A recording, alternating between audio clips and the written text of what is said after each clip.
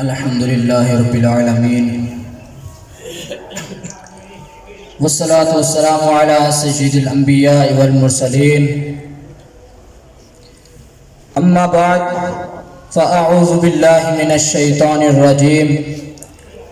بسم الله الرحمن الرحيم الصلاة والسلام عليك يا رسول الله وعلى آلك وأصحابك يا حبيب الله الصلاة والسلام عليك يا نبي الله وعلى آلك وأصحابك يا نور الله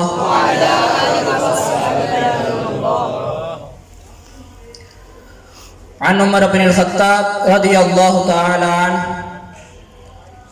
قال إن دعاء موقوف بين السماء والأرض لا يسعد منه شيء حتى تصلي على نبيك صلوا على الحبيب قال الله تعالى في حديث القدسية لولاك لما أظهرت الربوبية في مقام آخر لولاك لما خلقت الأفلاك قال الله تعالى ورفعنا لك ذكرك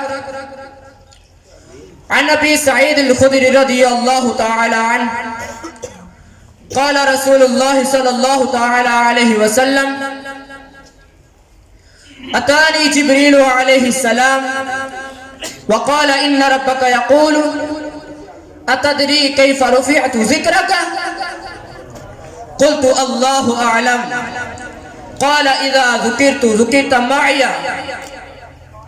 السؤال لما رفع الله تعالى ذكر المصطفى صلى الله تعالى عليه وسلم الجواب لأن خلق الله الأفلاك في صدقة النبي صلى الله تعالى عليه وسلم أنا علي رضي الله تعالى عنه قلت يا رسول الله صلى الله تعالى عليه وسلم مما خلقت قال لما أوحى إلي ربي ما أوحى